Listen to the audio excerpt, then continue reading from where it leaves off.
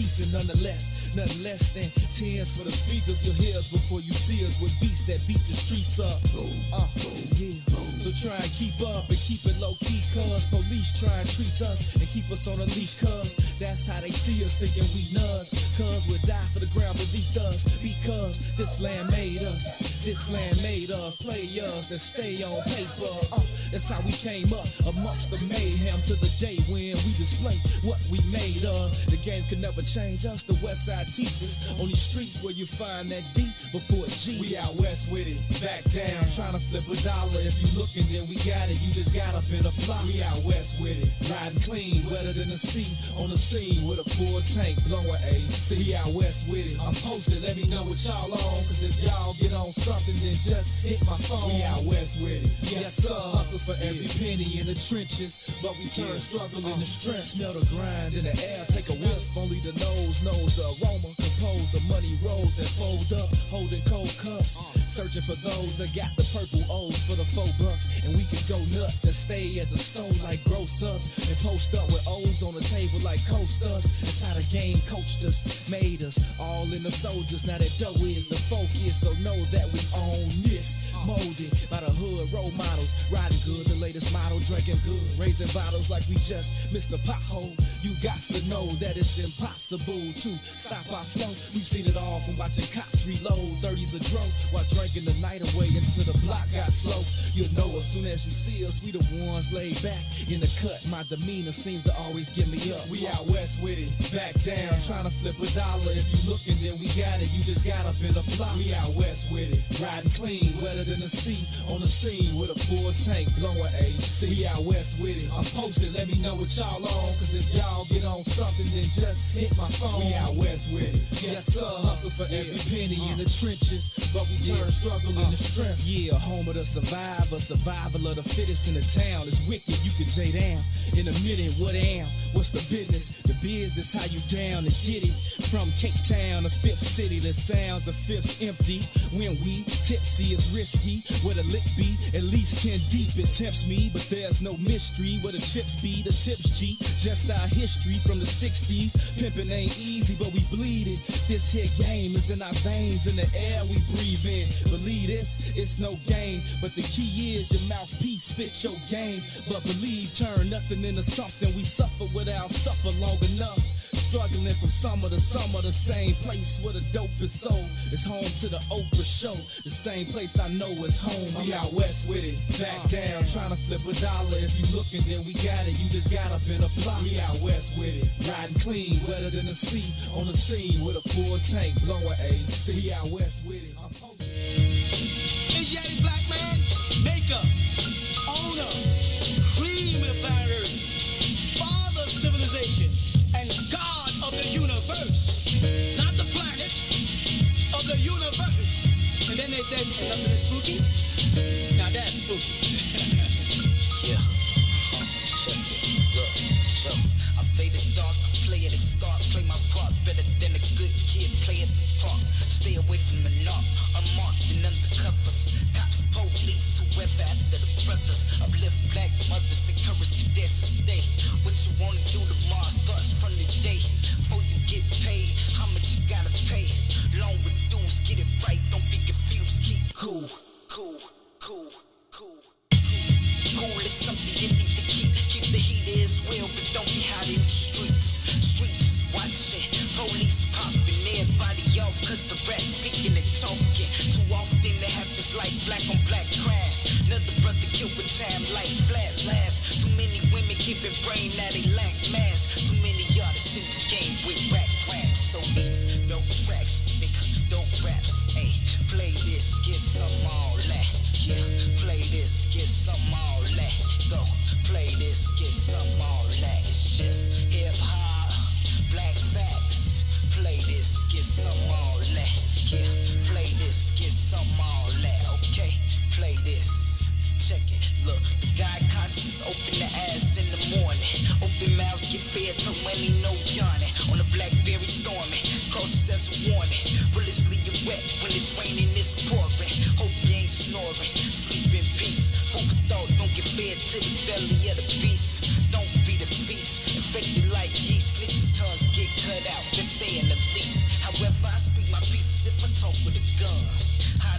devil when he walk in the sun.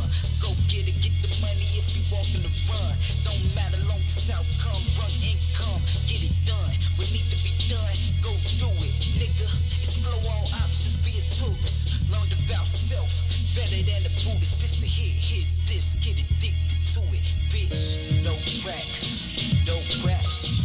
Play this, get some all that. Yeah, play this, get some all that. Play this, get some all that. It's just hip hop, black facts. Play this, get some all that. Nigga, play this, get some all that. Go, play this, get some all that. Dope tracks, dope raps. Play this, get some all that. I say, play this, get some all that. Indeed, play this, get some all that. It's just hip hop, black facts. Play this, get some all that. Nigga, play this, get some all that. Bitch, play this, get some all that. Yeah. TAC. The high unconscious. You was cool. True Hill Crusaders. Let's go. Take notice, the Entourage DJs are taking over the game. The Midwest invasion is here, and the true Midwest mixtape king is giving it to you. It's DJ G Spot banging your mixtapes right now. You are now listening to Myth Mixtape. DJ G Spot and Mick Lou, Chi-Town's finest. It's definitely representing South Side, West Side, stand up. Yeah. They honor my persona, see my coat of arms, cloaked in armor, live and die by the code of honor. The honorable, known as Mick the Conqueror. My mantra is that of a monster. My vengeance is endless until you extinct like a condor. What you think I was armed for? I'm knocking at harm's door. Molded by the force, call me the Black Mamba. I'm putting up numbers like Kobe in the garden. My thoughts is thoughtless as I talk shit, and there's nothing as heartless as my heart lies deeper than the darkness that dwells where the sharks live. You sleeping with the fishies, surfing with the marlins. On the surface, I'll unleash the carnage till you surf, till you starving, searching for a market. I'm the pit boss, tally up your losses. Your fate is sealed way before the card flips. You marks ain't shit. Topic of discussion, they ain't talking about nothing. Keep their noses in the sump. Y'all ain't talking about shit. I hear them wolfing in the whispers, snakes in the grass. We ain't thinking about your ass. Y'all ain't talking about shit. Fucking lying, I ain't buying. Ain't nobody even trying to hear that dumb shit you kickin'. Y'all ain't talking about shit. Find yourself some business, get yourself a life and shit that'll motherfucker. Y'all ain't talking about shit. Unlike the players, y'all engage in betrayal. So brave, do anything for the day they can slay you. So devious, even if you can't even see the hate. I don't need to plead my case till you fleas. I seize the day. Feast off your mistakes from the cleanest of plates. Palate of a pharaoh, it's all seasoned to taste. A vision of perfection, at least 3 in my face. Fanning me with feathers, tease me with grace. I can't conceive defeat, nor will I concede the race to these conceited lames that can't believe my pace. So intrigued by my intrigue and display that intrigues the brain, there's nothing left to say. Hands down, I lure them to attack like cash is the allure of a champion with my banner in the rafters. Topic of discussion, they ain't talking about nothing. Keep their noses in the sump. Y'all ain't talking about shit. I hear them wolfing in the whispers, snakes in the grass. We ain't thinking about your ass. Y'all ain't talking about shit. Fucking lying, I ain't buying. Ain't nobody even trying to hear that dumb shit you kickin'. Y'all ain't talking about shit. Find yourself some business, get yourself a life. And skedaddle, motherfucker. Y'all ain't talking about shit.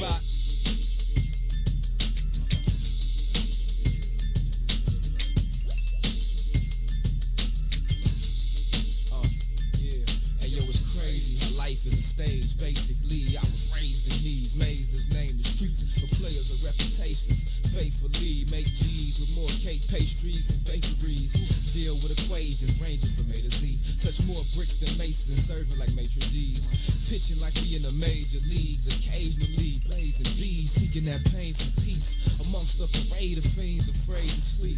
Dazed in the range, losing days of Z's. That's why my old girl prayed for me every day, cause I'm faded like tapers at the table, G. I can't take it, I can't wait to escape and leave, cause this basement is no place to stay for me. But I believe I'm the creator, I create the scenes that can't be seen just by the way I think and breathe. Time and the place in this game of life when you gotta decide your fate or pay the price. Let the voice inside you guide you. My main advice is never change your life, just change your life. There comes a time and a place in this game of life when you gotta decide your fate or pay the price. Let the voice inside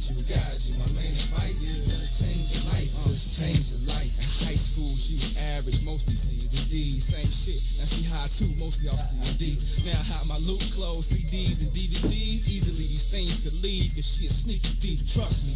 Always fussing, starting shit, I hear her. Arguments with the mirror regarding her appearance, her health declines thusly. First her mind, then abruptly she finds herself mumbling all the time to herself. Trying to find herself by dealers that sell. Insecure, still in a shell, killing herself. And as long as she been blowing, it never seems to soak in. When she has devotion, shivering like she cold. And my cousins ask me where they moms be. I'ma tell her my auntie on the concrete, walking dead like zombies. There comes a time and a place in this game of life when you gotta decide your fate or pay the price. Let the voice inside you guide you. My main advice, never change your life, just change your life. There comes a time and a place in this game of life when you gotta decide your fate or pay the price. Let the voice inside you guide you. My main advice, never change your life, just change your life. I've been debating on rearranging my life. I'm at a different stage of the game in my life. This is why I listen when I'm praying at night for answers to the questions that I'm stressing to fight. Lord knows the fortune is a goal, but I'm not forcing my soul to be sold between the forks in the road in order to blow. What can I leave beside my corpse when I'm gone? And my CDs with assortments of songs. The course I chose to school me was these cruel streets, and it used to fool me till I learned how to do me. Take a look, see at how the hood eat, misunderstood by crooks, thieves, good green, and cooks. See, I'ma tell you how it should be. The great leaders empower the people so they can see through the powers that be. But instead they carry on like cowards to me, abuse their power to speak while these streets devour the weak. I was told that the soul creates and the mind reacts. I chose my fate, ain't no rewinding me back. Every day's a gift from God, that's why it's called a present. If you believe, you receive and see all the blessings. Comes a time and a place in this game of life when you gotta decide your fate or pay the price. Let the voice inside you guide you. My main advice, never change your life, just change your life. There comes a time and a place in this game of life when you gotta decide your fate or pay the price. Let the voice inside you guide you. My main advice, never change your life, just change your life. Dame Lillard, and I'm rocking with the Bigs. Hey, this is Jason Kidd, and we're rocking with the Bigs. I'm Chris Bryant from the Chicago Cubs, and I'm rocking with the Bigs. This is Mark Cuban, Dallas Mavericks. You're rocking with the Bigs. WIIFTBP. Live from What's in It for the Black Media Studio, you're listening to The Bigs with Eugene McIntosh and Terrence Tomlin. Let's begin now.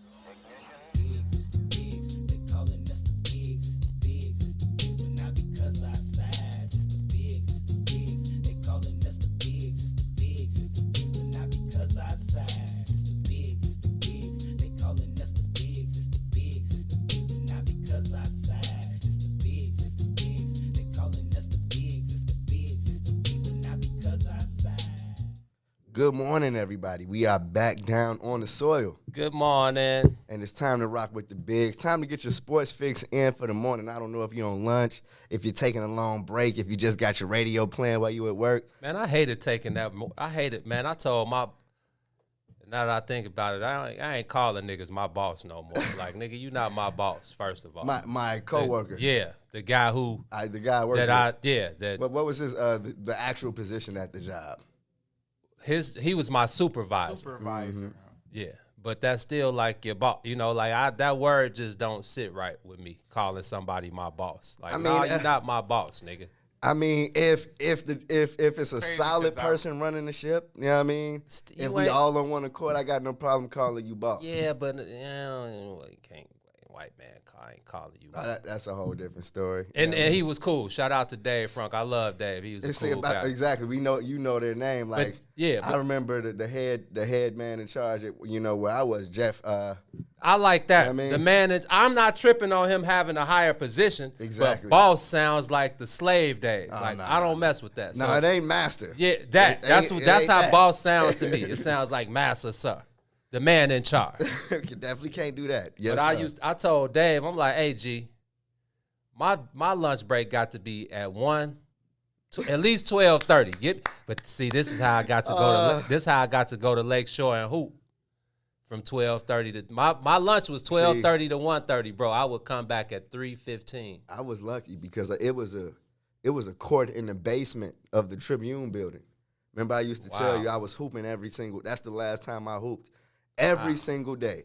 I would hoop in the morning before work, or if I didn't hoop in the morning, I was definitely getting the lunch break in, but I was hooping every day after work. You got after work? Oh, yeah. Oh, okay. Oh, yeah. The gym stayed open till 9. You got off at 6. Oh, yeah. It was busting at 6. Okay. About 6:01, it was full down there, okay? Okay, no, that makes sense. After work, you got to get it in. But I'm talking about during lunch break. Oh, no, the lunch break, oh, yeah. 12:30 to 1:30 is my lunch break, bro. Mr. Tomlin, you must have enjoyed your lunch break. I was downstairs hooping, and I got in the shower for like 30 minutes. Exactly. That's what I'm saying. I used to hoop. No, I didn't. See, I wasn't getting in the that's crazy because I was coming right back to work. You was with the D-Rose action. Yeah. Just put on my stuff and get right back to it. Yeah, because I couldn't be. I was already an hour and a half late. So I had to hurry up and get back. But, yeah, I was definitely on lunch for like 2.5 hours. Dave knew damn, like I'm thinking I'm on one. You know, damn, because at a certain point, you know, we started, we didn't have to clock in to do none of that. And plus I worked on I was all around the law firm. So I would be on different floors for half the day, 3/4 of the day, all different type of time periods. So sometimes you wouldn't even know where I was. So I made it, you know, a lot of the times I was like, oh, Dave was like, Gene, where you been? I was like, oh, man, I was down on 32 in the file room, you know, such and such and such and such. Knowing I know damn well he like, fam. I don't even want to get into my shenanigans on air. Hey, about what my statute of limitations, man. It's up. No, 15, 17. Yes, it's been a minute. Whatever. It's been a minute. And I feel like I've seen, well, like all of my like work relationships have kind of come full circle since we started the Bigs. I remember when I was at Clear Channel, I got, first of all, full disclosure, I got fired from every single job I've ever had, whether it was noble and I kind of fell on the sword for somebody, or it was like creative differences. But at Clear Channel, quick story, Gino, like honestly, if it wasn't for the Bigs, my time at Clear Channel, I would consider that my best job ever, man. When I got out of college, it was my first job, and I ran promotions and events for all of the Clear Channel / iHeart radio stations. So WGCI, V103, Kiss FM, Gospel 1390, ESPN Deportes, all of that kind of stuff. So got into a situation where I took over an event for somebody that couldn't do it, and it got mucked up. I got to the event and didn't have anything I was supposed to have for this event, and as a result, the client, like, backed out of the deal. You know what I mean? And you know, took the money off of the table. So somebody had to fall on the sword, and it's crazy because it was my homegirl who gave me all of the wrong information, bruh. You know what I mean? Just a classic mix-up. Sent me the wrong stuff, so I took the wrong information. I ended up getting fired from this cat, who the only cat that I had to dust up with while I was there, probably the only dude that ain't like me was, like you said, Gino, the boss man there. I always had a problem with major authority. But the thing is, everybody else there loved me. Like, that was the first job I ever had, Gino, where everybody there loved me. Because they probably saw a piece of them in you, but you was the one that they was like, damn, I wish I could pull it like T did. I was on Biz at Clear Channel, right? So I fell on the sword. I told my homegirl, don't even worry about it.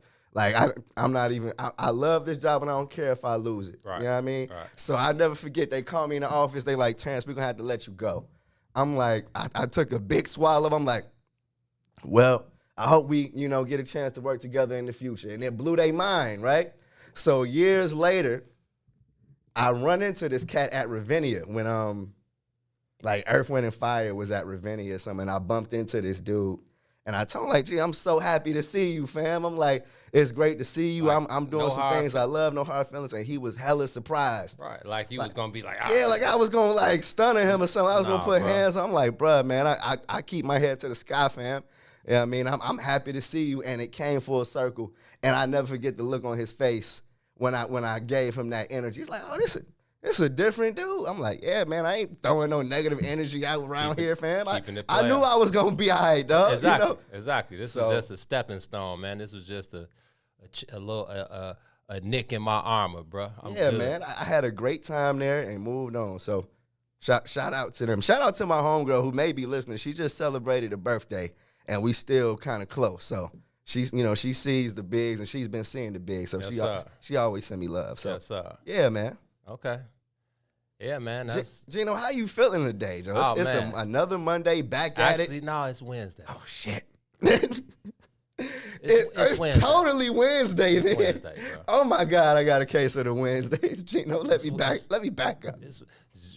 Ron Rilla on the he like T. What you on? I'm like, bro. That man said it's a nice Monday. Let me tell you what baseball season will do to you. I think that's how I felt this morning because I got up, I did my thing to self, and then I got ready and came over here. You know what I mean? Like no TV action, no Twitter action. Yeah, I don't turn the TV on till I get back to the crib after whatever I'm doing. I don't turn the TV on till probably 6 in the evening. And you know what? I had a conversation with my brother about some stuff that we got going on, and I told him, I was like, it's hump day. Let's cross some of this stuff off the list. Yeah. And so it's totally hump day because, Gino, I feel like you know better than anybody. Like, I will say it's the wrong day, fam. Oh, you will say it's the wrong day. You a it butcher. Feel like a Monday, Ron. He'll call you Ron. I may call you Herb, Joe. Yeah, and completely like not mean it. The other day you called Evan Moore when we was on the We Real Chicago show. I called him Evan Marshall. You called him Evan Turner. Like, fam, that's not Evan. Gee, I called him Evan you Turner. Called, Why yeah, you Brian Crawford, C4, Sean Davis, Evan Turner. I said, fam, Evan Turner. You're supposed to stop me when I say the wrong name for the homie, I hope bro. Evan heard it too. Gee, Evan knows what it is. That's my brother, man. Evan Turner. This guy's gonna butcher something, boy. Damn. You see, I thought I said Evan Marshall because I've been so like stuck on the White Sox. Evan Marshall. So I'm like, Evan did I call it? Bro. I have no idea where I got Evan Turner from. Like, we don't talk to the Hooper. Crazy. I don't remember the last time I saw him in the news. Evan Turner. Like, all right. You supposed to have my back, bro. No, I let it ride. But hey, man. Sunday I was just chilling at the crib. You know why I feel like it's Monday? Of course, because we didn't do the show Sunday. Right, we didn't do the show Monday. Sense. No, I was Sunday. I think I had just gotten home from the Cubs taking that L to I don't even know who they played this weekend. But I don't even remember, but they lost. But anyway, I got to the crib and I was chilling on the couch, and I was on Instagram scrolling, and I saw Havoc from Mobb Deep like. Him and his DJ was like just playing cuts and cuts and cuts and cuts. And I'm like, man, this ain't like what Hav ain't really a social media guy. Period. So CP is like, man, Mobb Deep been trending all day. So I go on Twitter and I look at the trending topics. Mobb Deep's second album, a lot of people thought it was their first album, The Infamous. Mm-hmm. That was the 26th year. The 26th-year anniversary. Of the infamous Mobb Deep album, which is easily one of my top 5. Yeah, Chris, they lost to the Brewers, my bad. But easily one of my top 5 favorite albums of all time. And man, it was just anytime that I just go back, so many Mobb Deep songs. Like a lot of people I'm sure never heard of, but like I always tell you, going back to the mixtape days, and just Mobb Deep is like very instrumental in my hip-hop life. You know how much I love P. Yeah, man. But Hav, rest in peace, P. But I think Havoc is like one of the truly more underrated producers of all time. Like, Hav got a lot of heat. Bro, they was so young when that album dropped. Yeah, 19, 18, 19, 20. And just going back. And I mean, I know the infamous front to back, like word for word, like interludes and all. Yes, like, sir. And just thinking about the times, like I was telling Twin, because Twin actually put me on the Mobb Deep back when we was at Southern, our freshman year at Southern. And just like from the Orange Timbs to the 40-inch Cuban links, Mobb Deep was like hella influential to my hip-hop upbringing. So just thinking about the infamous The Temperatures Rising and Survival of the Fittest and Eye for an Eye with Raekwon and Nas and Give Up the Goods with Big Noyd and man, it was obviously Shook Ones. We know what Shook Ones still sounds spectacular to this Completely day. timeless, Joe. And it's law. Yeah. You know what I mean? There's nothing but facts spit through all of that. Yeah, No such man. thing as halfway crooks. Yeah, man. So, yeah, Mobb Deep, man, 26 years that Sunday. I'm like, damn, 26 years, bro? Yeah, man. It was 95. It was our... It's crazy. Go ahead. No, it was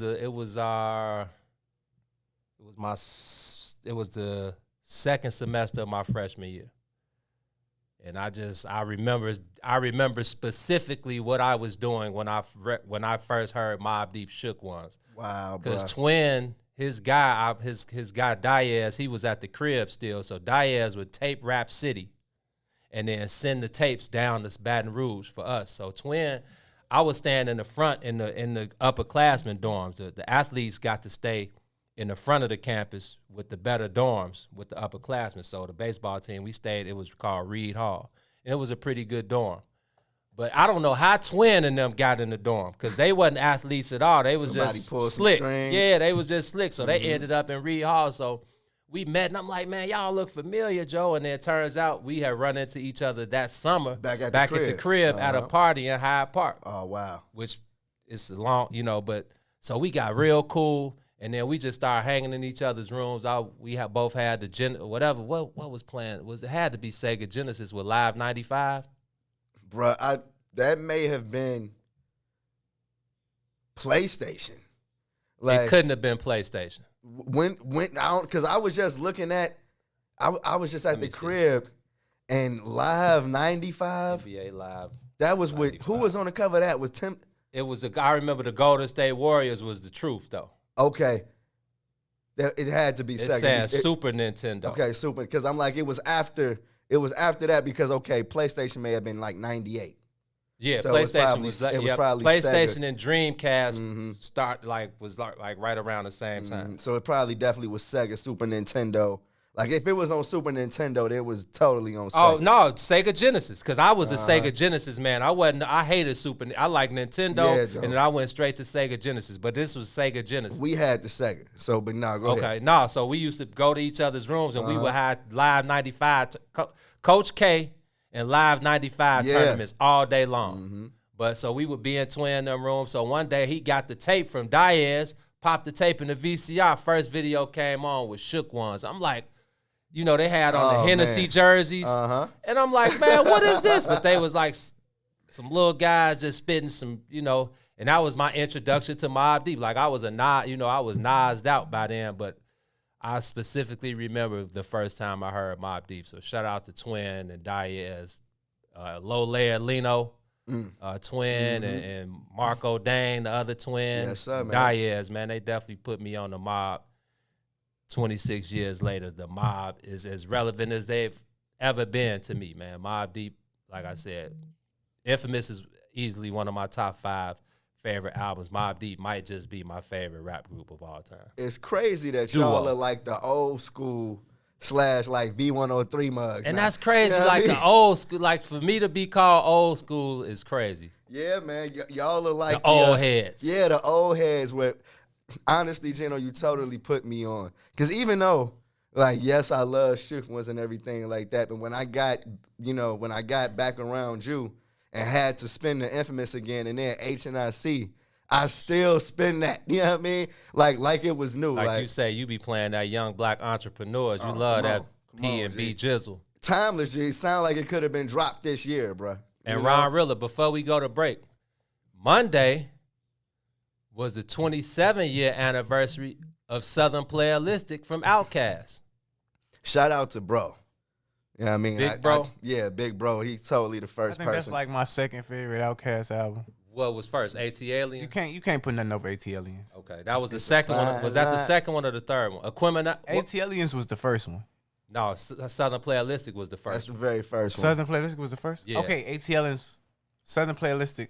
Okay, so Spodioly Dopalicious was on Southern Playalistic, right? No, that was either AT Aliens or what's the Aquemini? Aquemini.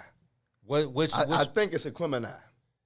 Him and I. Aquemini. Yeah, because AT Aliens is 96. And that's the third one, right? That's gotta be, well, let's see. Is it? It's a fine AT line. Aliens. Big Bro says AT Aliens was the second. I'm about to say I knew bro was gonna come and lay it August down. 27, 1996. Okay. Okay, so Criminalize my favorite. That's the third That's the one with Spodioty Doublelicious. Okay, yeah, that's the third one. That's when they were reaching. When the sun goes down, heroes eventually die. Yeah. Horoscopes often lie. And me and Reese always had this debate because Reese is a Dungeon family head. Like Reese may be another great documentary. Oh, no doubt. No, and Reese is like Dungeon family'd out. He thinks Outkast is it's no doubt that Outkast is probably the greatest hip hop duo of all time. But Mobb Deep meant more to my life, but Outkast is right there because again, going back to Southern Playalistic, I used to wake up every morning at 5:45 to go run for baseball. For our baseball, hootie hoo, Joe. That was my alarm. Come on. Oh, yeah. Low key, that's a Christmas song, too. Hey. That's a Christmas song. Yeah, it is. But Outkast, like, it goes on and on and on like that. Going out to oh, man, Hootie Hoo was... So what about the later Outkast, like into the 2000s, Miss Jackson? I was straight up... What was Miss Jackson on? That was Stank On Ya. I was straight on that. After the first three, I was straight. Yeah. No. What was the one after that? The when they started going. Box. Yeah, I was. That's the one I was. That's when I was like, okay, I'm straight. Yeah. And they had it was still some good stuff on there, but I was straight. That was. They had the Idlewild album. Stank On Ya was a classic. No, Stank On Ya was cold. They had Bombs Over Baghdad. No, Stank On Ya was cold. I'm about to start dancing in this bud. The first four Outkast albums Whole world. are like damn near untouchable. Like we talk about 4 album runs, Outkast, Ice Cube, Mobb Deep. I don't know. The 4th album was Infamy. Infamy was good, but I wouldn't call it classic. But Outkast is definitely in the 4 album run, untouchable time period. So who's better though? Who I'm taking Mobb Deep any day over Outkast. Talking as far as Outkast, as far as Big Boy versus. Big Boy on the left, 3K. Andre on my right. Yeah. Tight like hallways, stressed Like, out always. Oh, go ahead, Gino. Let's answer after Playing these bitches is my favorite. Oh man, no, I'm gonna go with 3,000. I mean, they were. I'm gonna leave that to y'all. I'm not choosing either one because they both had different styles and different approaches, and they meant 2 different things. To me, they were 2 different. They were the perfect combination of. I always appreciated how Big Boy let Andre 3000 beat Andre 3000. Like you'll see Big Boy pull up with the old school and the tux, and 3K pull up on like a camel with just some cloth on. 3000 was with on some blonde hair, you know. And he's like, do his thing. Reese says Big Boy is low key the best because he never stopped rapping. Big Boy is hip hop. This is Reese we talking about. Kev, Cushman said they equals. I can dig that one, Joe. I can dig that one because and real quick on the Love Alone speaker box, bro. You got you got. I like the way you move. You know what I mean? The classic from Big Boy, but then you got Prototype. Ooh, Prototype was on. Okay, from 3K. Okay, yeah, I mean that's what I'm saying. It had tracks on there. Yeah, no doubt. RO Double said Liberation is the coldest song ever. Everything about it. Liberation is top notch. Everything. I agree. Was that the introduction? That's the first time we heard Erykah Badu. Hey man. Yeah, man. I feel like we can go deeper and deeper than that because Liberation is a song that hits me in the heart. You know what I mean? We could talk about this all day, but man. Shout out to Mobb Deep. Shout out to Outkast. Hip hop or nothing. All day. We don't play nothing but hop on the soil, man. So if y'all messing with the hip hop, just know that's what you gonna get when you rocking with the brothers on the soil. Yes, and on that note, let's jump into this first break, Gino, man. Y'all are kicking it with the bigs on the soil. We'll be right back. Yeah. WIIFTBP. Man, Joe, you can't worry about what it is. WIIFTBP. Media's just for you and me. WIIFTBP. Media's just for you and me.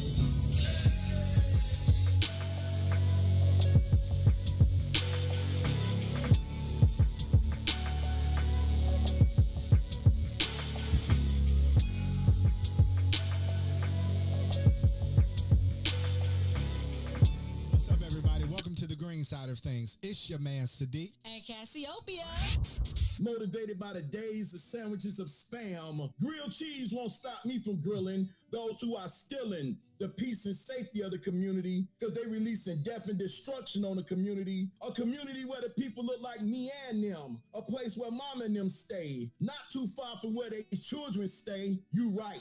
I want a peaceful neighborhood, and I'm not moving to the suburbs to have a peaceful neighborhood. Do we really have to take this, acting like we don't recognize this, still cooperate with this? You know what? The hell with this. Ram me behind a mic that's shaped like a middle finger, pointing straight up with my middle finger to any poor politician, dealer, deaf, crooked cop, or lazy parent. It's apparent to create change, you have to have a work ethic that make it seem like you lost your brain, standing out like the Willis Tower. It's a brother that represents dedication, discipline, and dream reaching, accompanied by a voice called power. Who rhyming harder than a rebel with the pen? Representing the city of Point Guards is an extra large MC who rhymes always on point, always rhyming with a point behind the flow. One of my students said the rhyme so hard we should stop calling it flow. Let me tell you something else before I go. I was born to stand tall. I was born in Chicago. That is Brother William Morris. Appreciate you, brother. Much love. Chicago, homegrown. Every Tuesday and Thursday from 1 to 3 p.m. on What's in It for the Black People Media. My brothers and sisters. My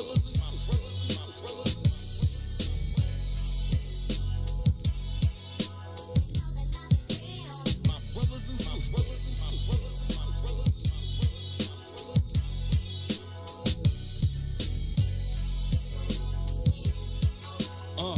Yeah, no bullshit at the pulpit with questions for the reverend, like why I gotta die to go to heaven, or are these lies and deception a sign of what's next, to deny my progression to my soul through my spirit from my mind and my flesh.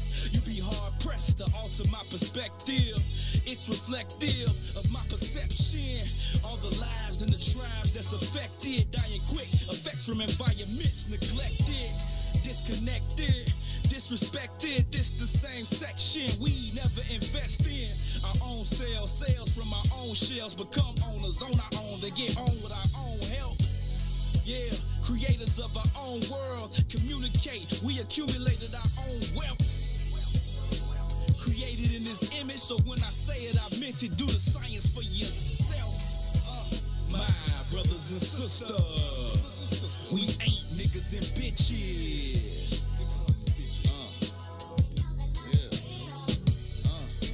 My brothers and sisters, we ain't niggas and bitches. Can you dig that though? And I put this on my mama, Black Madonna, Mother Earth, Mother Africa. I'm honored to be a part of where it started, selling Starburn through the stardust on my starship. My heartbeat is godly. I'm the light harnessed from the darkest part of darkness. Such a godsend. I teach my son to treat your daughter like a goddess. I teach my daughter to treat your son like a god king. I can never deny my fate. My melanated skin tells my story every day. Fortunately, my fortune awaits. Majority of the world, minority in the States. Yeah, we blossom from the concrete. The world copies what they see, then mocks my mystique. The possibilities impossible to see. The ways of Western man can match the prophets of the East. My brothers and sisters, we ain't niggas and bitches. My brothers and sisters, we ain't niggas and bitches.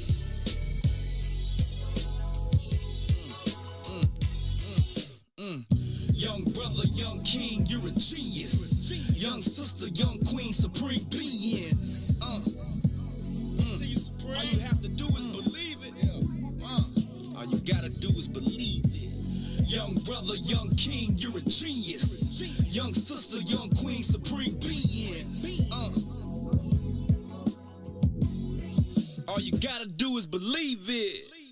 Y'all niggas, and you gon' be niggas forever, just like us, niggas. Just like that, we are back on the soil, Gino. What's the Benoski? Man, it's always good to have a quality hop conversation with you, G. Honestly, I don't take it for granted, man. I feel like one of the lucky ones that I get to do it as often as I do with you, knowing everything that you've seen and done, in music. So, y'all, I got to talk music with my guy at least one time a day, Yeah, man, we hopped out over here, man. The hop has done a lot for us, man. It's aided and assisted us in life. It's given us some gems, some jewels. Yeah, man. It's made some of our friends, I wouldn't say rich, but put them in a wealthy, decent man. Position. They can live off rap. Yeah, and it's, like Reese, Reese knows we done seen it all. Like Reese done been in Baseline Studios with Hove. No, come on, Reese. You know what I mean? Like we done been on tour. Like we got stories for days, man. Like I don't often talk about. We might talk about it here and there on here, but Come on, I know, but see, I enjoy talking about it because, like I told you, it's crazy. It's different when all of y'all peers are like the people that I'm truly fans of. Exactly. Like DJ, oh yeah. You know what I mean? Gibbs. You know what I mean?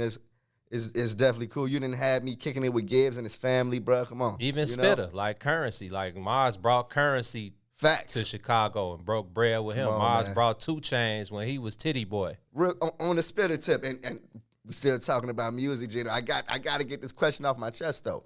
On 420, Spitter dropped a project. What's it called? It was called The Financial District, but it was an NFT drop. So it was like $5 to get a 7-song EP from Spitter, and it came with some digital artwork and all of that. But it kind of blew me. Because I'm like, $5? Instead of what, free or what? Instead of free, and then if you didn't spend the $5, it was $250 for a shorter version of the EP. And I see what's going on in the industry. I know that people are moving towards this blockchain world, the NFT world, and the virtual currency and everything so like why that. Why did it blow you, Joe? Because it was $5, and although if I was paid the dub I would, for Spitter, Joe. I would. You know what I mean? I would, but still, that's a hell of a ticket for 7 tracks. You know what I mean? I remember when Nip sold his. Well, he sold Crenshaw for like $100. For $1, hell yeah. And that's, you know what I mean? And that's cool. I feel like it was brilliant. I would have spent that without blinking an eye. So you wanted free Spitter on 420? I just didn't want $5 Spitter. You know what I mean? Like I would have. You feel like he shorted himself, or what? What do you? Why are you tight? Maybe because I was out of as a life, I was out of it. I knew I wasn't about to spend $500 for the tape because at some point it's wait a minute, $500? Oh yeah. Oh, when you say okay, you talking my language. When we say $5, like when we say $1, we talking about 100. 100. Oh, you said $500? 500. Oh, Spitter, you can kick rocks. So obviously you saying for the shorter version it was $250? Yes, bro. Yes. Oh, that was for the true life. Yeah, that was to really test how devoted the fans were. You know what I mean? And he just dropped the Jet Life rug that was like $300 that I wanted. That, you know what I mean? That I'm kind of seeing if I'm gonna go ahead and take the plunge. How big is the rug? It's an area rug, so you know what I mean? You know it's $300. Exactly. You know what I mean? But it got the Jet Life, and I feel like it's about how much you value it. You know what I mean?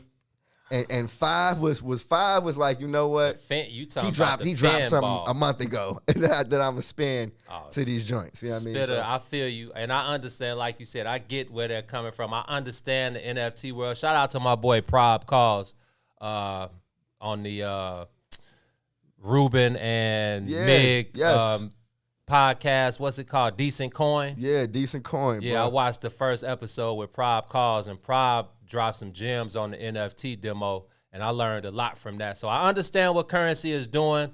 NFT is basically like you naming your own price is what you value your art or your work as. Exactly. And I understand. So I understand when you said $5, I thought you meant $5. If it was $5, I'm spending that. Right. Now I'm buying one for everybody. See, I'm thinking you saying that he was shorting himself, but we know Currency is a business man. No, so he gonna get every drop. Exactly.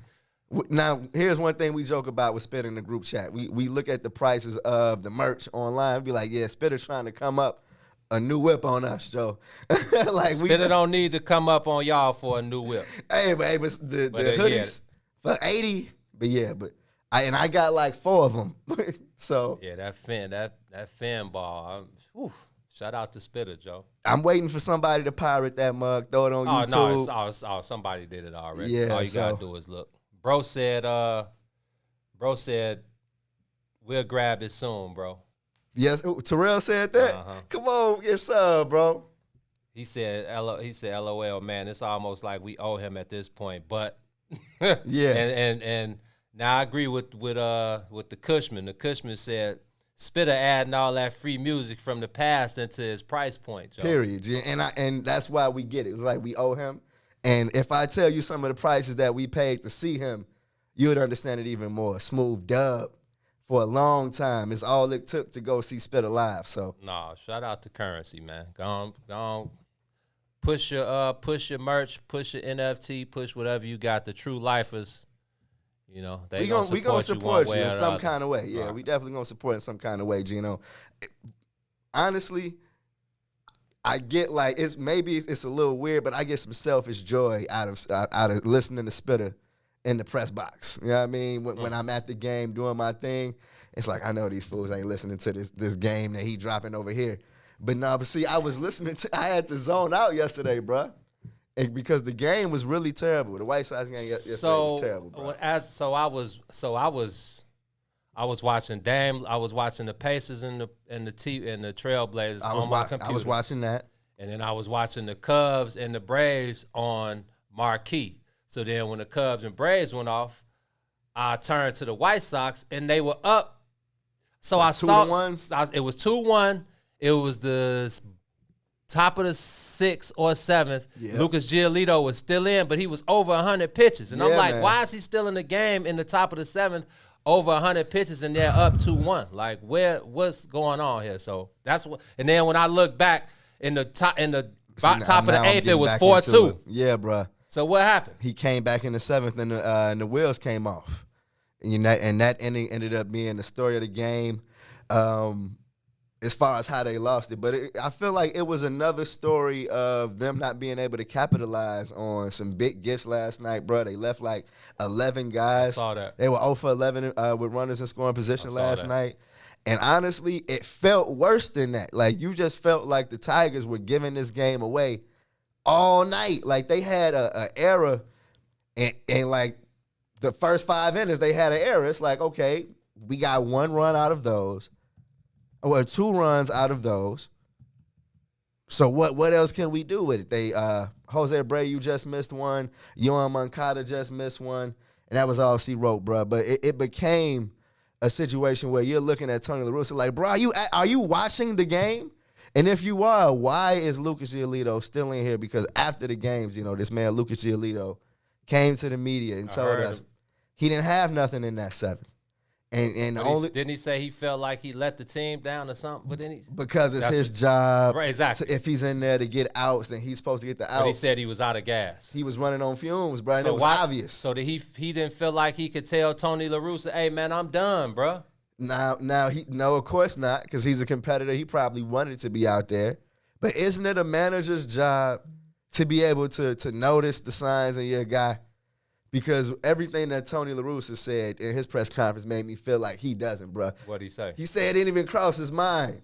He said that my pitcher was at 100 over 100 pitches in the 7th, and that he was confident that Lucas Giolito could come out and get those outs. It didn't happen. He gave up a solo home run to tie it. Tony La Russa still didn't take him out, bro. Still didn't take him out.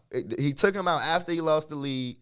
It was a 3-2 or 4-2. I don't know. The Tigers may have tacked on a run later than that, I think. But after that, it was over anyway. The White Sox didn't score again. And honestly, bro, I'm still scratching my head on how I feel about this team, because I'm stuck in between feeling like I know it's going to come together at some point, and then also feeling like there's no way they should be this bad right now. It's no way the offense should be this terrible with runners in scoring position. It's no way that Tony La Russa should be costing these guys games. And I feel like it's up to 2 now. Remember I told you I thought in the first week or so it was a game that Tony La Russa like choked away. Last night was another one, bro. Now look, I saw Lawrence and Herbie last night on Twitter going back and about forth. Who to blame. Yeah, and Herbie was just like, man, y'all can't continue to blame Tony La Russa for these games. It's, at the end of the day, the players play the game. And I agree with that. Again, I didn't see the game, so I know there's more nuance to the whole thing. But I agree with Herbie as far as, but the manager can cost you the game. Oh, yeah. Let's not get that twisted. You know what happened last night. But it ain't night. Tony La Russa's fault that they going 0 for 11 with runners in scoring position. It's not, but see, now that's why I feel like it's totally both. Okay. It's totally like the player's fault and Tony La Russa's fault, because when it came down to your manager putting you in position to win, he put in Billy Hamilton and Jake Lamb and Leori Garcia. Side note, G, he completely fumbled Leori Garcia's name last night, Who bro. did? Tony La Russa, under the old white man act, not trying to get a Mexican name right, Joe, and it was hilarious. What he call him, man? He didn't call him anything. He said Leori and just didn't even try to do it again. Past Tony's bedtime. Oh, it was so past his bedtime. These 7 o'clock starts are whooping his ass. They start bro. at 7. They don't start at 6:40. No, it was a 7:10 start. And it was like a 3-hour plus game. So why do the American League games start at 7:10 still? Well, the 7 is the prime time. You know what I mean? If it was over, I mean, didn't Atlanta they start at 8, right? Who? The Braves, don't they? I'm thinking, don't they start at 8? They start at 6. They start at 7. Is Atlanta an hour ahead? They an hour ahead of us. So it's 7. It's the 7 Cubs start here. at 6:40. See, I think that gotta be something with trying to seesaw these White Sox and Cubs games when they're in the same place. But also at the same time, I feel like there's some history behind that when it comes to the Cubs and day games and night games, kind of. I mean, this just started. Like, I think it started last season where they pushed the start time up a half an hour. No, the White Sox have only had like 1 6 o'clock start today. Okay. And after that, this season, after that, it's been either 1 or 7. Yeah. Okay. So, all right, so back to the So when it was time for some bats, okay, he had Andrew Vaughn on the bench, and we've had the debate on if he should be on the roster right now or not. I feel like the bottom line is he is on the roster, and if he is, he should be playing a lot more than he does, and he gives you more offensively right now than Billy Hamilton did. Than Billy Hamilton does. Billy Hamilton ain't had a hit since April 6th, and Tony La Russa came up there last night talking about how he needed a hit, and he thought Billy Hamilton was the guy to get it. I'm like, bro, this man ain't hit all month. All month. And respect to Billy, but he ain't hit all month, you know? And so it's frustrating because you get reminded of how Tony got here. You know what I mean? You get reminded that he's here on some like buddy white privilege kind of thing, you know? And then you start to feel how many more games can Tony La Russa cost Muggs? How long will they more me? Come on, Joe. How many times can he get up there and say something like, "Oh, that was my fault. I should have recognized. I should have did this." And it's like, yeah, you should have, but this is a team with championship aspirations, Tony. This is a team that's trying to get into the World Series, Joe. So the Cushman said, "Don't get me started. Ricky lost a lot of games mismanaging pitching, but he won a lot of games with pinch runners." And then Reese said, "The offense is missing 2 main bats. The weather is up and down.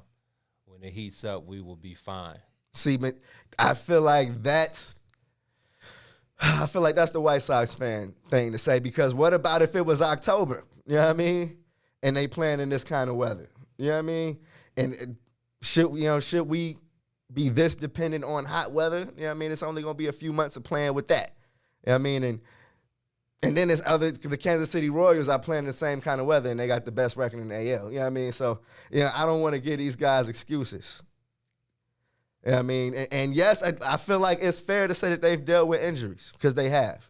And honestly, I feel like we do need to understand that at some point these guys are going to be clicking on all cylinders, which is why I'm conflicted, Gino. You know what I mean? I'm like, I think by mid-May, early June, this offense will be a lot better. I feel like they're a lot better than they were 2 weeks ago. 2 weeks ago, they weren't hitting at all, let alone with runners in scoring position. So the Sox are 12-10, 2 games behind the Royals for first place. And got the Tigers, who are ass. Unfortunately, they lost last night, but this is a Tigers team who lost 10 of 11 going into last night. They're 8-16 now. Can you see them losing tonight? I mean, I Who's can't. on the bump? I think it's Dallas Keuchel's on the bump tonight for the White Sox. That's why baseball is a beautiful game, because you just never know. And then, again, I said everything I said about Tony La Russa, Gino, because I was kind of salty about last night, but I still go back to what I told you last week about the Hall of Fame manager, man. He ain't been in this situation in 10 years. It's totally going to be an adjustment period for this man. And I feel like we have to be patient with him as well. Like, yes, he's Tony La Russa. Yes, he's a Hall of Fame manager. But I feel like I love that he pitched Michael Kopech, or is starting to put him in a starting position. I feel like it takes some guts to do that with him this early, and I give him credit for that. It's been some complaints about the everyday lineup, and that was an issue with Ricky Renteria as well, and that's an issue I thought was not going to be an issue with Tony La Russa, but he has to see what he has. You know what I mean? I feel like the fans play that, that armchair manager a little bit too much. You know what I mean? Reese said Rodon is pitching tonight. Rodon has arguably been our best pitcher, and the rotation kind of got thrown out of whack because Lucas missed his last start and had to get it in yesterday. So, okay. So yeah, man, Rodon, come on, I'm expecting a W tonight with Rodon on the mound. Man, it's just, bro, it's 22 games in. Like, I understand. 3 weeks, Gino. 12-10. I understand. You feel like the guy should be 15-7 at least. Yeah. Mm-hmm. But like Reese said, when you got guys missing, when you had Tim missing a few games due to the hamstring, you got Eloy out for damn near the entire season, you got Adam Engel, just a bunch of guys. When guys are healthy, when everything is hitting on all cylinders, which again, this is baseball. You never know when, how, where, when these things are gonna all culminate. And real quick, together. Luis was on the shelf last night. Right, he called in. I saw his name pop up on the screen. What happened? He called team doctors 2 nights ago and told him he was having flu-like symptoms. So they don't play with that. They threw him right on the IL. But you're hoping that the 10-day that he's okay. Yeah. Damn. Hoping that he's okay and it's not the Rona. Yeah, man. So when you got all of that going on, mm-hmm. It's 12-10 is cool. Again, this is a team. Is it impressive? No, it's not impressive. It's considering what they've been through. But it's the first 22 games of the season, man. It's like, y'all gotta be cool, bro. If you were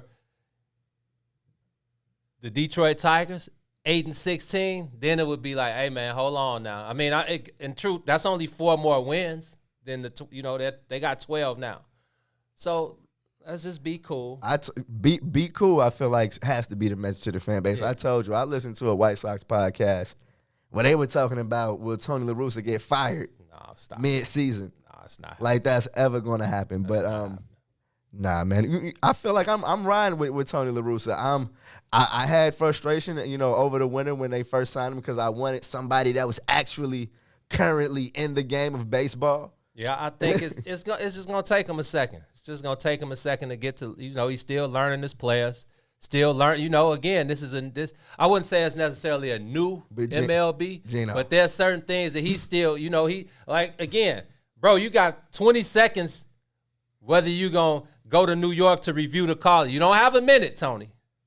Pick up the pace. You got an assistant coach in there telling you the time. So give Tony La Russa a break, man. Let it, old age is catching up with him. He gonna need some a 5-hour energy in that mug or something. No, he might need a couple 5-hour energies. The way the White Sox, y'all better go ahead and get that sponsorship. Tony La Russa can be a good spokesperson for 5-hour energy. Can you imagine those commercials real quick, G? Can you imagine those 5-hour energy commercials? It'll be Tony La Russa in the dugout trying to stay up. And then he pops one, and then he's arguing with the umpire. Real. Oh, yeah. Thank you. You're welcome, 5-hour energy. And White Sox. On that note, let's jump into our second break of the day. You're on the soil, kicking it with the Bigs. We'll be right back. Yep. WIIFTBP.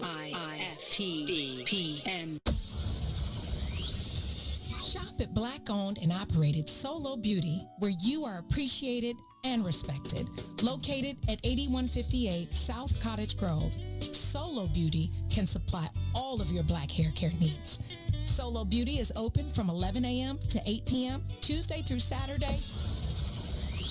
You're listening to I Said What I Said with Toussaint Warner and Herb Howard. What are y'all takes on blended families? Meaning white people? Or what? No, she mean like you got kids, this person got kids, y'all get together and bring the whole family together. I don't know. I have zero experience with it. I imagine it could be challenging. Especially, I think the older the children are, I think the more challenging it could be. I think if it's little children or something, you can kind of explain it to them, and they may like grow up together and kind of in that same space where this is mom, this is dad type thing. But if you talk about older kids where they literally have a mom or dad, another person like that has been in their lives, when they're older, and you're like, oh no, this is your stepbrother, stepsister. Like, nah, we like 17. Like, I'll bone her. And if this family don't work, you can just give me to the game anyway. Ain't no other, it ain't gonna matter. No woman will ever be important. I'm not being an ass. I'm serious. In my mind, the value of that kind of a commitment is family. I got that already. So now we just chilling. So you ain't gonna really know my children. What's up, good people? You're listening to I Said What I Said with Toussaint Warner and Herb Howard live on What's In It for the Black People Media, Monday, Wednesday, Friday, 1 p.m. to 3 p.m. Tone. Yeah. Yeah. I turn and shoot after 10 steps. My fist clenched high, miss all my missteps. Through my lines, but still ain't caught no fish yet. I took the risk just to get my respect. I reached out to all the reaches as I reflect. Read up on all the readings as I reset. Not many secrets, see, I have no regrets. I never will, my will is the steepest. My failures fail me, now I'm feeling the impact. I sense the tension soon as a nigga get back. But I don't argue with her, she ain't got no sense yet. And ever since I simplified it to the simplest. And let your simple ass keep sipping with the simp set. While we eat shrimp and grits with the biscuits. Dismiss business talk as we visit. I've been rich before my 6 cents sent this. That's the one. That's the first verse.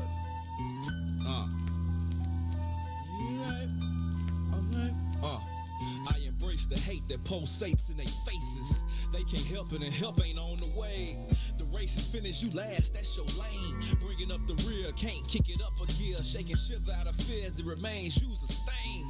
There's no bills to break, I only break the bank. Feel the tank and hit the road like I stole the globe. Get shanked or walk the plank, you still cold. When you gone, send chills when I spill light. Wind chill, windmills, what it feels like. Let me put a bug in your ear like 4 heads get introduced to steel pipes. For any jester that questions what my quill like. Deceased messengers messy for your dear life. Still entrenched in the struggle that we still fight. And this is real life, and we still fight. I think that might be it.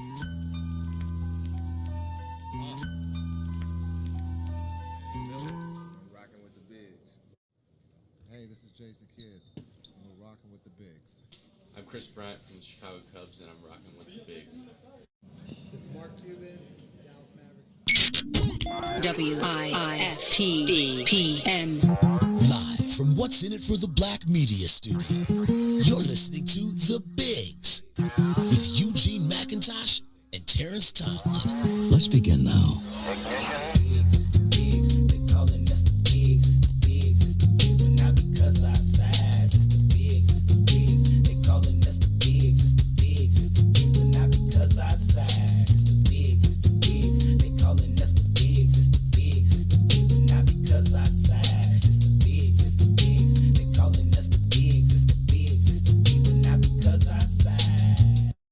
We are back on the soil. You are kicking it with myself, T-Tom, and my player partner rolling with me as usual, Eugene McIntosh. What's the Benoski? Lay down the love for the people before we go any further, bro. Man, y'all know the bid no when you rocking on the soil with the bigs or whoever you rocking with on the What's In It for the Black People Media Network. We need y'all to smash them like buttons, smash that share button, hit the comment section, and join the convo, man. Like y'all always do, the comment section be lit up. Y'all make On the Soil what it is, man. We appreciate y'all, and it's all about ownership over here at the network, man. I'm going to continue to say it, bro. Got to. It's all about ownership, man. We got to own the black voice And it's up to y'all to continue to support and help the brothers and the family members push the content and the culture forward, man. The more and more we let these culture vultures and them other people tell us or tell our story, the further and further and further it gets away from the truth. The more we let those culture vultures tell our story, the further and further it gets away from the truth. Yes, sir. One more time, man, like Dr. Umar, Joe. 3 times. The more and more we let the vultures tell our story, the further and further it gets away from the truth, man. So we need y'all to hit that cash out, buy the merch. Yes, bro. Share the page. Tell a friend. Tell a friend to tell a friend.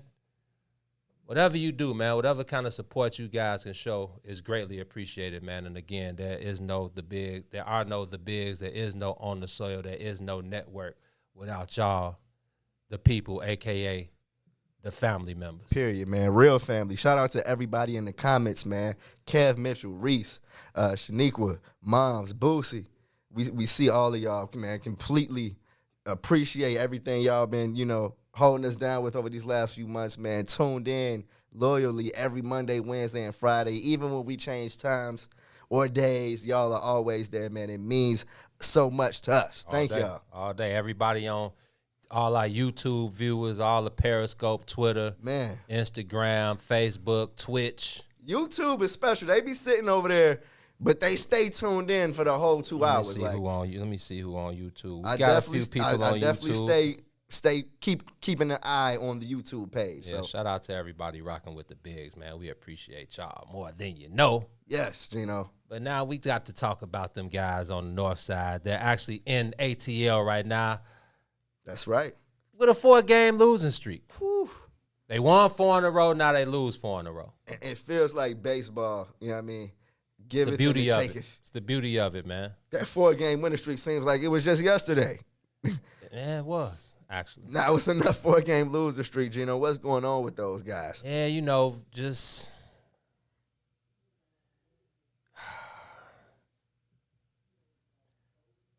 the pitching. Last night they got a really good outing from Trevor Williams. I think it was probably his best outing of the year. Okay. But when you can't put any points on the board, they got 1 hit. I think they may have gotten 2 hits, but I think they were held to 1 hit yesterday. And it's no excuse. It's just no excuse. Like we saw the offense put up double-digit runs in 3 out of 6 games. So you see what the offense is capable of. But when you go on when you get held to 1 hit and it's not Jacob deGrom and it's not Max Scherzer and it's not Clayton Kershaw, it's just, one of these 3rd string, 4th rotation guys. Uh-huh. It's really it's the same thing we've been harping on for the last 3 years, man. The offense, they go on these dull streaks and no one's hitting the ball. And it's not confusing to me because I understand it's the same thing. It's like, so I did Geno's the other day, and it was my 5 takeaways from Saturday's game. Sweep. And it was like Ian Happ, our leadoff guy, he stinks right now. He stinks. And this is after, he had a really good season last year. Yeah, it was all right. It was his best season. Yeah, it was promising. Mm-hmm. Going forward, you're like, okay, I see what this guy is capable of. He was a 1st-round draft pick. Maybe his time is now. It was a 60-game sprint last year. I like to say, let's just act like that season didn't happen. No disrespect to the Dodgers. They won a World Series. Shout out to them. I feel you. If you had struggles, it's the best way to go about it. Best way to go about it. Wipe that, flush it down the toilet, coming back for a new season. So, like you said, Ian Happ had a good year last year. So, coming back this year, having a full season, returning to some type of normalcy, guys being able to get back to their regular schedules. You thought Ian Happ would one-up his performance last year, and it's basically been the total opposite. Now, he has shown better plate discipline. He's not swinging at the balls up in the zone, out of the zone. He's taking his walks. He's gotten like 16, 17 walks at the leadoff spot, but he's actually struck out close to 30 times. His strikeout rate isn't as high as Javi's, but his strikeout rate is so much higher at the than top of the lineup. At the top of the lineup, terrible. the guy who sets the tone for the lineup. So we can start there, and it filters throughout the lineup. But when your leadoff hitter's not getting on base, setting the tone for the rest of the guys, then it's like the trickle down effect. So, like last night or the night before, they scored 7 runs. The Braves scored 8. They come out. Zach Davies has been trash. What was the final score yesterday? 2-0. No, they might have been 5-0. Okay. It was 2-0 for the longest. Then Brandon Workman came in, got into some trouble. Ozzie Albies, Acuna Jr., they did that thing. Freddie Freeman. Braves got a dope lineup over there. But they were within reach until that 7th or 8th inning when Brandon Workman came in, got in trouble, and Atlanta put some insurance on the board, and they ended up winning 5-0. But the game before, 8-7, Zach Davies is on the bump. Zach Davies has been trash. This is a guy. Big trash. This is a guy who I remember Zach Davies throwing in the high 90s. This is a guy who might hit 89 on the gun right now with a fastball. What's up with that? I mean, this is just who he is now. And he had a good year last year with the Padres, but when your fastball is 90 at best and you're not hitting spots, you're not using the entire zone. When you throwing this ain't your daddy's base MLB league. You know it's what I mean? BP. It's Yeah, batting bro. practice. Yeah. So when you start off down 4-0 in the first inning, you're putting your team in a hole. So then you get Chris Bryant comes back, grand slam, ties the game up 4-up. Very next inning, you give up another run. Now it's 5-4. And that's basically it. Come back on the other end, Rizzo, sack fly, brings the run in, 5-up. Come back, Freddie Freeman, 3-run home run. 8-5. All she wrote. They put up 2, made it a game in the end. This is what you want in the last inning. You got the gut of the lineup coming up. Hopefully they can produce 1 run. It didn't. This baseball, it happens. But those are the things. It's like you go down 4-0, you tie 4-up. Next inning, you immediately give up a run, 5-4, come back tied up 5-up. Then they come back, and now it's 8-5. And it's like those type of things, they just can't happen. And that's been the story of the season for the Cubs so far. Look, Gino, it's totally at a point where I got to ask you, like, who are the players that we should really be caring about over there for the Cubs? You know what I mean? Like, who are the players that – because I'm almost tired of caring about Javi. You know what I mean? Because offensively, it's bad, bro. I'm almost just tired of caring about the offense as a whole. Is there anybody on the roster that, like, it matters if, you know what I mean, this season really matters to them? Because I know you got Albert Alzolay in the pitching staff who I like watching. I like Albert. You know what I mean? He's active on the mound. But other than that, man, whew. But you got to remember that a lot of these guys are playing for their next contract. Man, oh, man. If that's it, if that's the case, then, yeah, the Cubs, honestly, bro, I get kind of sad watching the Cubs lately. It's bad. It totally feels like watching the Cubs in, like, 2013. Ooh, well, they were the worst team. Well, no, I think they were the worst team ever in 11. Yeah. 12. Trying to, you know, kind of running in mud kind of thing, you know what I mean? And this is the last place team right now. They're 10-13. They're only 4 games back, again, of sweeping the series puts you right back in first place, which is why I always say it's just way too early to get down. To jump all in. Jump off the ledge. Uh-huh. But I understand where Cubs fans are coming from because, again, you got – to me, these guys are going to be sellers when it's around the trade deadline because I don't think – at the rate they're going now, I don't see them – it's not a move they can make that will, like, put them in championship contention, basically. Yeah. No. Uh-huh. And 500, I don't need 500 is not buyer. Oh no. Oh no. You know, so at the rate they're going now, I don't see them being 500 at the trade deadline. Now, we know it's baseball. Things can change like that. Yeah, man. And I always say Contreras, Baez, Bryant, Rizzo. That 4 is you can compare that 4 to any 4 around the league, and they're just as good as any 4 in the league when they're, again, hitting on all cylinders. But that's the thing. They never are. It's either one. It's either none. I didn't mean to laugh at that. No, it's funny. It's like, because I'm sorry. And Chris Bryant is actually showing his worth right now. This is a guy who... That grand slam was nice. Yeah, this is a guy who, again, we talk about it all the time, T. When he's healthy, he's easily top 20 player in baseball. So he's showing that the knick-knack injuries have piled up on him, and, you know, it kind of wore on him a little bit. And you could tell when he would come out in the media, he would kind of snap a little bit. Remember he was talking about, I don't give a shit about what people say. You know, I feel like I could go 4 for 4, and some people would still have something to say about it. So you could tell it was kind of getting to him because Chris is a quiet guy, goes on about his business.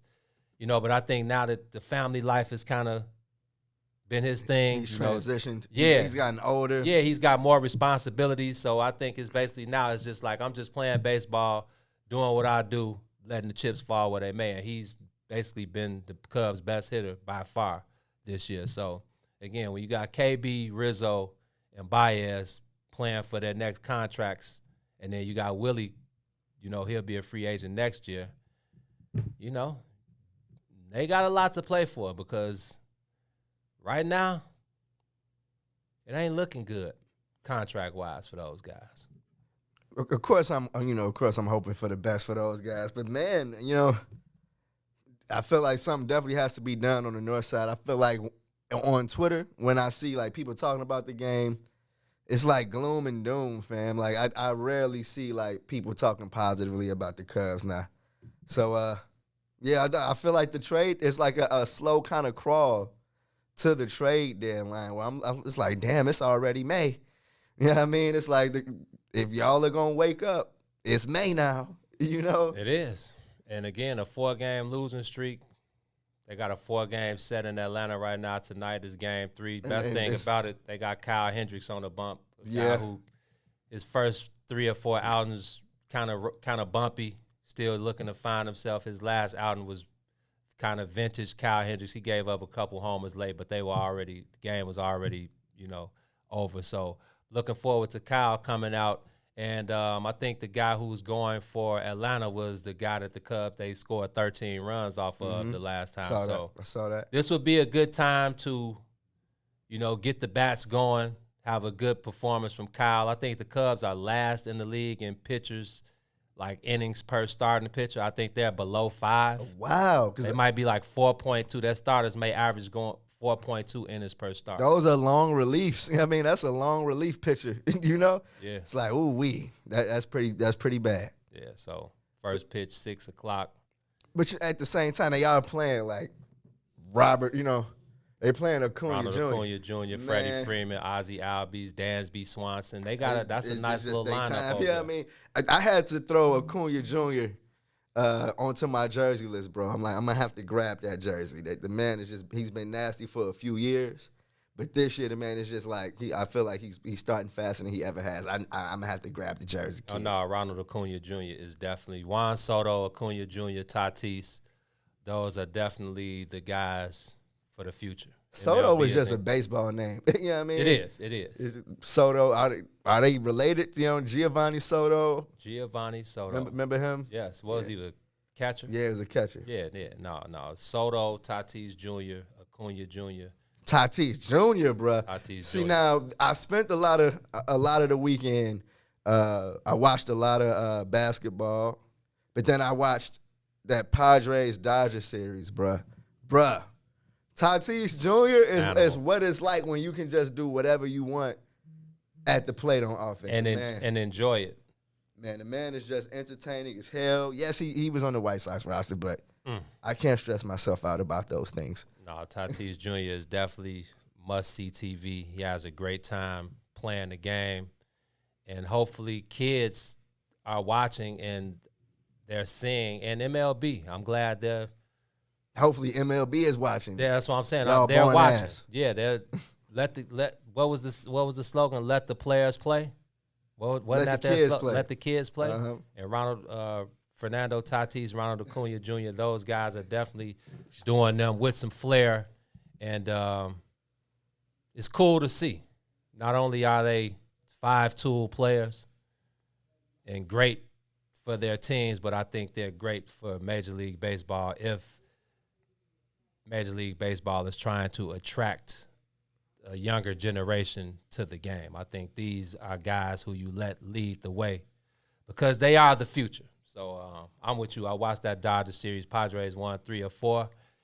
And, man, that would be a dope NLCS. Yeah, I can watch that. I can watch that on, all night, really. Those games were busting. So, yeah, Gino, the Cubs got the work cut out for them. One thing that I've liked the last couple of weeks when it just comes to the games, the fans are there, bro. Like, White Sox fans, I feel like are showing up. It was a sellout game yesterday, and I feel like as soon as I pulled up, I knew it was going to be whatever the capacity of the stadium was, like a little bit over 8,000 fans. They got there last night, and it was a good feel, bro. It's, a couple of the guys are showing up at the park. The weather's getting good. It's just feeling like, the good old times at the park are coming back, and I feel like for the South Side, that's going to fare well for this team. You know what I mean? The White Sox would be fine, y'all. Have there been sellouts at the stadium? Last night, I think, was the first sellout since like the opening game, and it was well. And I actually think the crowd on Saturday was a little bit louder, like a little bit lively. It's a Saturday afternoon game. You're gonna get fun time at the park. But last night it was definitely a lot of people there. Hey, did you see that Nike was going to honor Ken Griffey Jr. and Ken Griffey Sr. with the Air Force Ones? I did see the Air Force One Junior and Senior on the back of the kicks. Let me see if I can pull it up. They're trying because I saw the Nike did the same thing with the Griffies. They made a version of the Griffies for Jackie Robinson. So instead of the 24 on the strap, it's 42. Yeah, I'm the Air Force Ones were busting. They still an OG color? No, it's black and white. Oh, okay. Yeah, they black and white. Mostly black. They got the baseball thread on the back of them. They're on the screen now. Junior on the left shoe, Senior on the right. Them Griffies. Yeah, man. The Griffies are definitely a top 5. Yeah, that's a top 5 Nike of all time. Yeah. I ain't never seen them with the Jackie Robinson. The black ones. Yep. The all black ones in honor of Jackie. I don't know if they're going on sale though. The details have been kind of murky. But so what's the deal with these? Those are flame. When are these dropping like to the public? Yeah, they're dropping to the public, I think, at the end of May. Okay. And yeah, it's just the old to junior I don't and like senior. Air Force Ones. There might be a collector pair. There might be some you just cop just. Oh, them nice.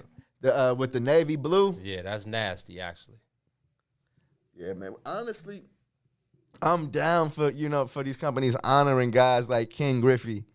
You know what I mean? Like, it's crazy to say that even during his playing time, I don't think he got enough flowers. And then especially since he's retired, he's been kind of off the radar. Yeah, was he not a senior advisor to the commissioner? He's coming back. Yeah, when it comes to development of the league. Right.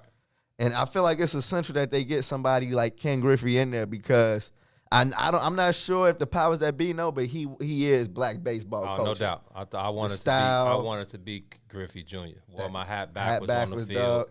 Come on, I debate every day. And, every time I'm going to a game, I'm like, should I throw on my Ken Griffey Jr.? And I don't because they kind of trip over team apparel at the games. Yeah. But I always think in my head, I'm like, how could they trip over? It's a Ken Griffey Jr. jersey, fam. You know what I mean? It's like, this is one of the gods. And he ain't playing no more. Like, I may pull up in my Mariners Griffey jersey tonight. They said the stores have postponed the release, and they won't drop until May 29th. Okay. And of course, is this going to be like a sneakers app kind of thing? Man, if it is, count me out because I'm definitely not going through all that just to get a pair of sneaks, bro. Thank you, Gino. Thank you. I feel like I've tried my hand and I realized that it's just I've experienced what it was like in the heyday of being able to cop whatever shoe you wanted. Like if you knew where to go or somebody, you could get it.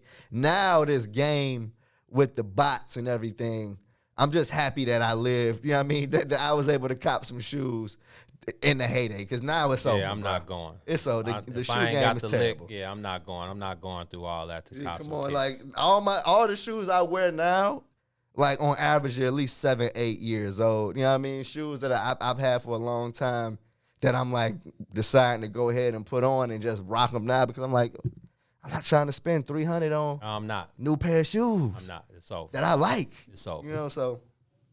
Hey, in other news. What's going on, Gino? Have you heard about Marshall Faulk in contract talks to be the head coach at Southern University? I did not. We talked about it. We knew it was going to be a race to the next football star. So what's going on with number 28, man? One of my favorite running backs of all time. Definitely. Marshall Faulk was a dog. I remember Marshall Faulk at San Diego State. I'm like, this dude is putting up massive numbers, like unbelievable numbers. And then when he got to the NFL, he took it to the next level. Definitely one of the coldest guys of all time. But I saw an Ian Rappaport tweet about them having like mutual interest, and nothing is confirmed yet. But yeah, they definitely said Marshall Faulk is looking at becoming the head coach at Southern and Baton Rouge. Man, I am ecstatic about that. Man, it's a great time for HBCU football, man. Like I feel like they totally deserve the stage.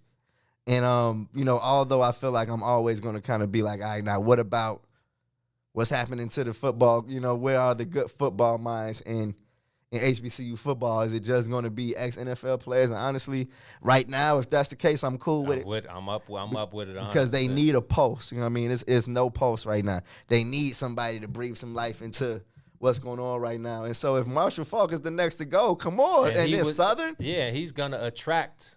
Oh, what? That's a given now. Like we seen what Deion, you know, has done. Because I saw a post earlier. Somebody, I forgot who it was, in one of those Facebook groups, and they were like, "Well, who's gonna choose Southern University over LSU?" And I'm like, "Please, Marshall Faulk." Yeah, you'd be surprised. Sitting on your couch, you'd be surprised. Have you go watch some Marshall Faulk tape? And then tell me you wouldn't just like say yes to everything this man said if he was telling you to come play. A 7-time Pro Bowler, 3-time All-Pro. He was the MVP in 2000. I think they won 2 NFC titles, and they won the Super Bowl one year, didn't they? Didn't the Rams win the Super Bowl that one Kurt year? Warner. Yeah. So Marshall Faulk is definitely one of those guys. And the greatest show on turf, dog.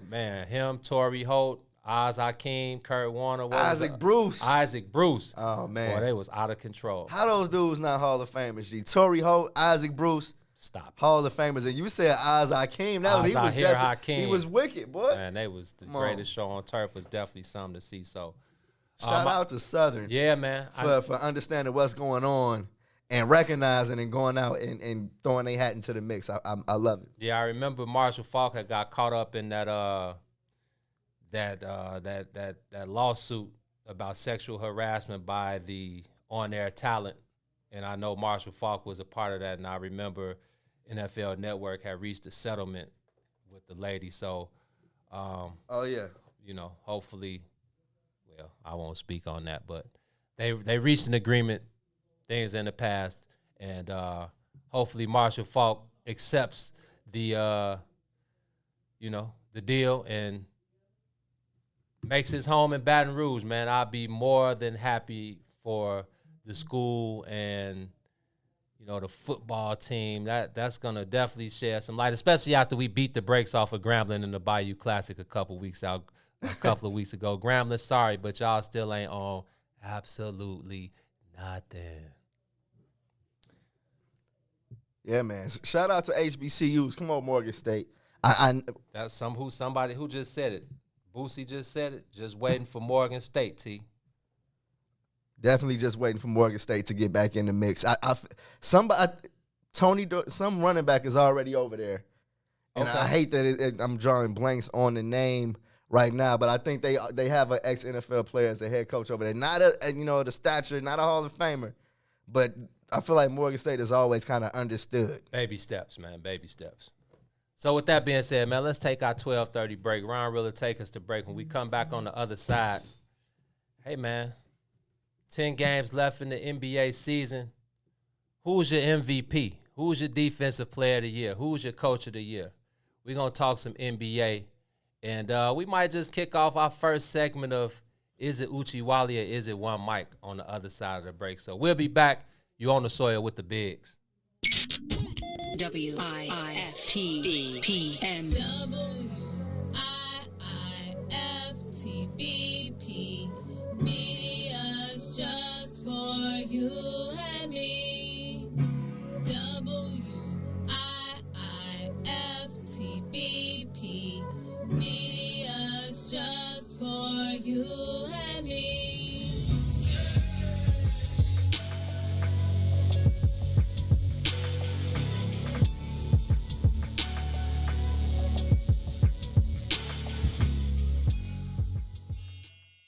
Sunshines, if you didn't catch the last page in the Book of Dawn, here's what you missed. So you found that, but you also, during those times, made a conscious decision to create a base for yourself outside of the Isleys or the great artists that you tour with. And from that, the Mo Fitz Project was born. Can you tell us how and why you did the Mo Fitz Project? Let me tell you something. I had been touring since I was 17. And what happened was Eve, your girl Eve, was doing different events around town.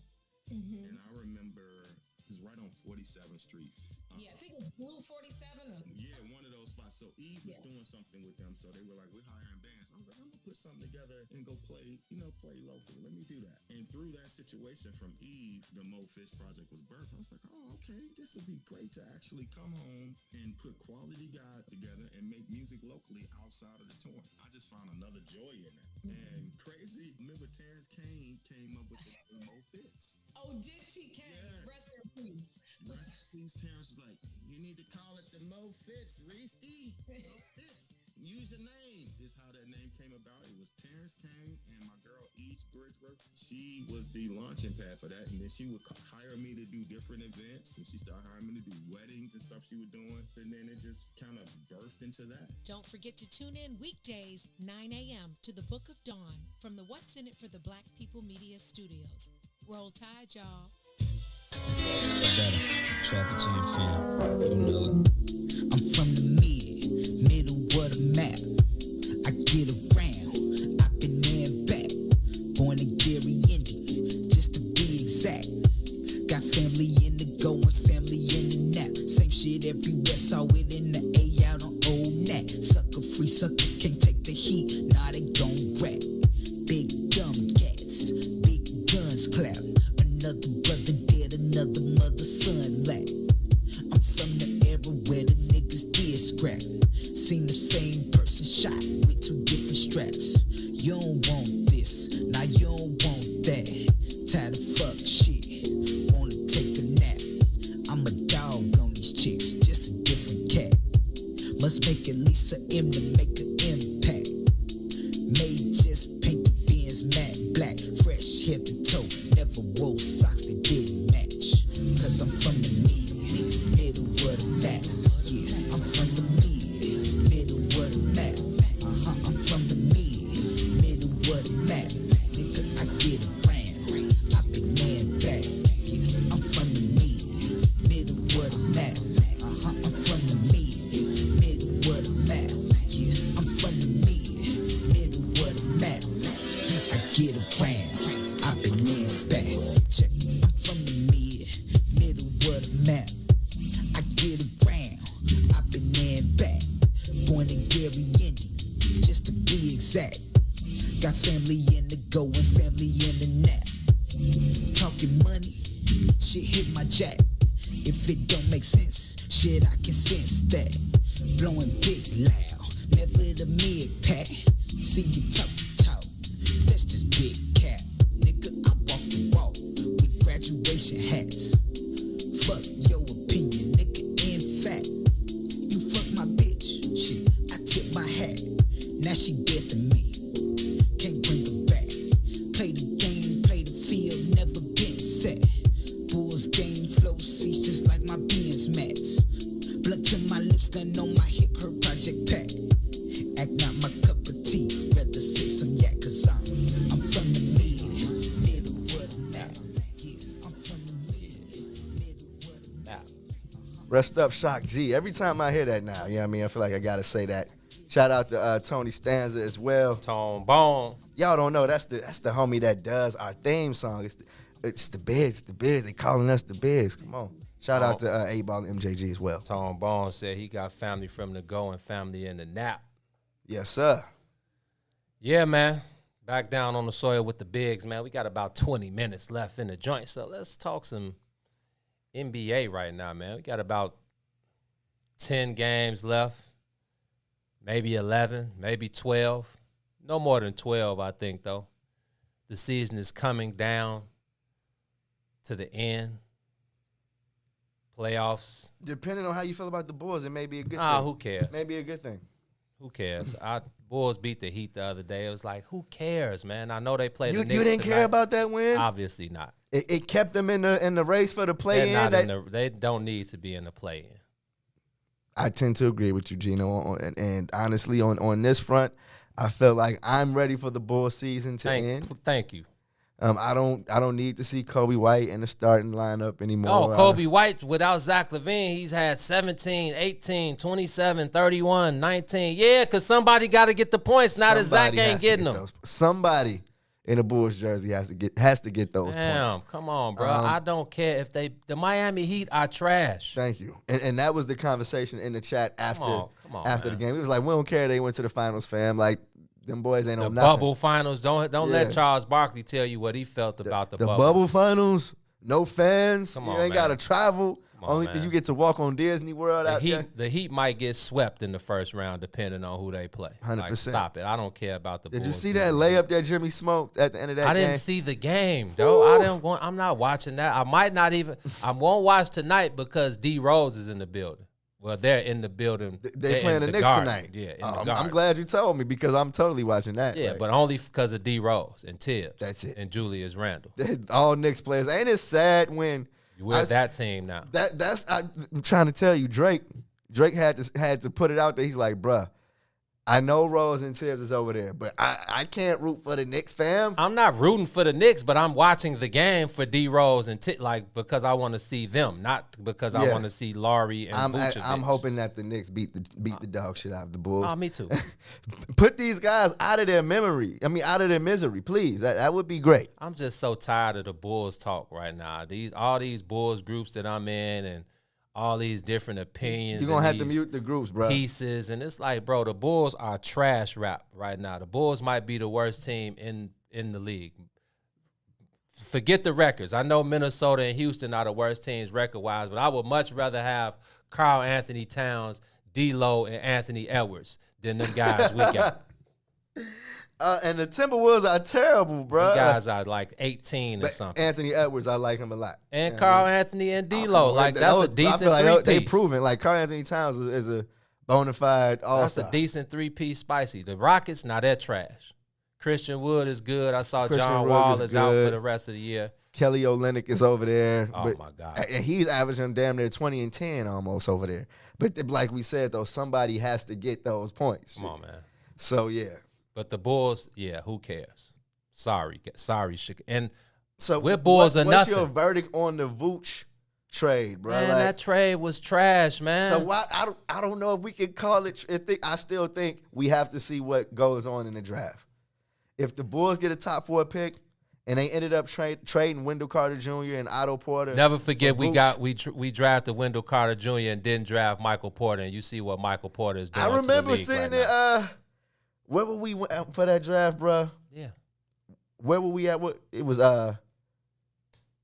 we were at a restaurant or something. I bro. don't know, but I remember we drafted Wendell Carter Jr. and not Michael Porter Jr. And we see who's the who. Safe route, bro. It was the safest move they could have done. Michael Porter Jr. is gonna have back issues, and Michael Porter Jr. been hitting 8, 7, 8, 9 threes. Killing mugs. 12 boards. Playing old school basketball. On, like man. Michael Porter got to put a body on you. Stop you got to feel him. Stop the you know what I mean? Bulls are huff. The Bulls are totally huff, G. But if they can get a top 4 pick, then our luck ain't that good. They got Vucevic for Wendell Carter Jr. You know what I mean? Like, if I feel like right now, the Bulls are in position for that to be a organization-altering trade. If they can get a top 4 pick. Well, you don't think Zach LaVine is a max player, so. It's complicated when it comes to Zach. It's just been too much losing while he's been here with not much improvement. You know what I mean? I'm scared that Zach is like at his ceiling. You know what I mean? And that's why I'm not 100% sold on just giving him a max just because he's on your team.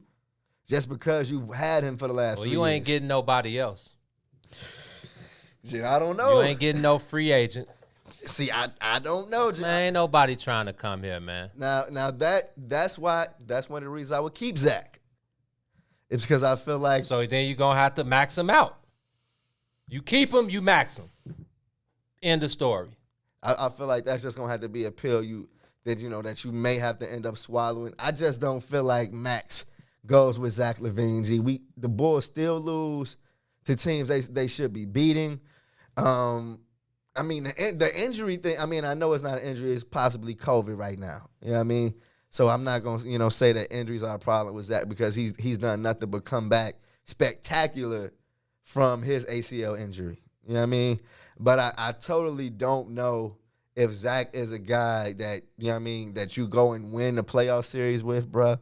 And as long as that's the case, I don't see why you max him. Isn't the goal to win it? Like, don't you want to get to a point where you win a championship? They think Zach LaVine is a max player. They think Zach LaVine paired with Vucevic and the right pieces around them could lead you to championship caliber. I don't necessarily agree. I don't necessarily disagree. And see, now maybe I'm tripping because I'm looking at this team and it's still an unfinished product. You know what I mean? They still don't have a point guard. You know what I mean? I still feel like the floor for this team is still too many Huff players on the roster.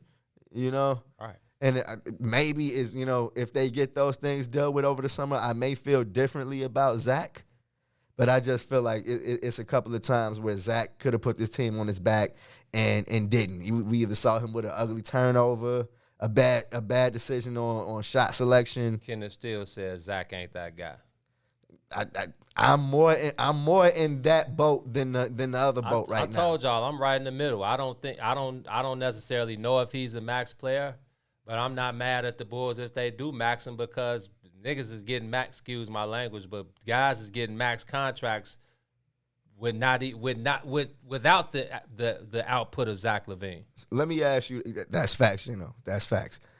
Let me ask you this real quick though, because I'm looking in the comments and our brother Kenneth Steele, they saying the Bulls would jag a top 4 pick. All right. Now, I feel like that is the guard packs. That's a rim. That is still kind of it's still embedded in our brains, man. We don't realize that we got a whole new regime in right now. But I want to ask you about Pat Williams.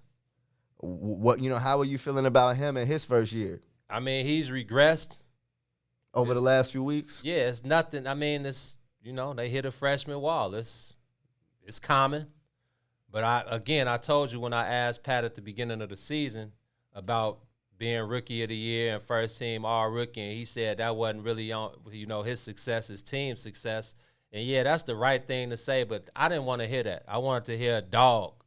I wanted to hear hell yeah, I want to be the number. I want to be rookie of the year. I want to be first team all rookie. I want to be first team all rookie defense. And I don't feel like people said enough on that. And yes, he was a rookie, but honestly, if you're a top 4 pick, you gotta and kill. You're not saying that I'm trying to get that rookie of the year, it's like, what you winning for then? Yeah, because your team is Huff. Your team is Huff. You're a top 4 pick. Your team success probably isn't going to be experienced for a couple seasons, my boy. And now that Zach LaVine has been gone the last 6 or 7 games. Pat Williams should easily have 12 to 15 shot attempts. That's a big issue to me, bruh. Yeah, and it's not Billy Donovan, because Billy Donovan has said over and over how he would love for him to be more aggressive. Facts. He said it over and over. And when Zach went out, I honestly thought, okay, we're going to see a more aggressive Pat Williams, because I'm like, this is basketball. Your top scorer is out. Where are you going to get buckets from? And I feel like he's kind of deflected to Lowry and Kobe, and that just like real talk. That's I almost said a word I shouldn't say on air, but I mean, it's ridiculous. I mean, it's not tough. It's not that dog. We want it's not. It makes me feel like there's no dog in him right now. Yeah, we thought he was a dog in training. And I'm gonna give him the benefit. Still a pup. I'm gonna give him the benefit of the doubt. Just but why though? Because he hasn't been hurt. He hasn't been hurt, but I understand. He's 19 years old. Like, I understand him not wanting to do too much. You know how it is on these teams, man. Rookies got to be rookies. Like, there has to be some, I don't know who this is calling me, but yeah, I understand him not wanting to jump out of a rookie's body. They're in the NBA, you know, they're different levels, and I think he wants to stay within the realm of what a rookie is and what a rookie should be. In my personal opinion, I think the floor is wide open and the floor is his. No Zach LaVine. Vooch is Vooch. Like, he's going to do him. Kobe White is sporadic. Now that Zach is gone, he has more of the floor to do him, score, be more of a facilitator, playmaker. He's able to make the mistakes. Again, I think Mo Cheek stepping in and being more of a leader, more vocal with Kobe has helped him. But I just feel like Pat Williams should exert himself more offensively. He's been good defensively. He hits the board sometimes. Sometimes he gets lost. I mean, it's a 72-game season, man. You know, these games they come quick, especially with this condensed season. Games are coming quick. You don't really have time to think. You don't have time to study the scouting report. It's coming quick. So I think it's an adjustment period for him. Again, I give him the benefit of the doubt because his team is whack, and he's just trying to find himself. But I would love to see him, especially these last 10 games. I would love to see him come out and average 17-8 over his last 10 games. Bulls don't make the playoffs. Who cares? I would appreciate that. And honestly, I feel like it goes back to a conversation of how do you like your athletes. And I personally don't like my athletes humble.